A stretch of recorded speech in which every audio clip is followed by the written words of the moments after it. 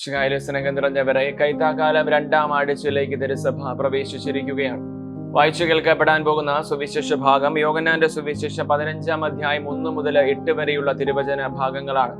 ഞാൻ മുന്തിരിച്ചെടിയും നിങ്ങൾ ശാഖകളുമാണ് എന്ന് പറഞ്ഞ് ഈശോ ഇങ്ങനെ നമ്മളോട് സംസാരിക്കുകയാണ്.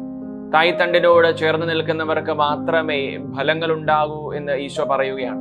നമ്മൾ എത്രത്തോളം ഈശോയാകുന്ന തായ്തണ്ടിനോട് ചേർന്ന് നിൽക്കുന്നുവോ അത്രമാത്രമേ നമ്മുടെ ഉള്ളിൽ നിന്ന് നന്മ നിറഞ്ഞ ഫലങ്ങൾ ഉളവാകുകയുള്ളൂ.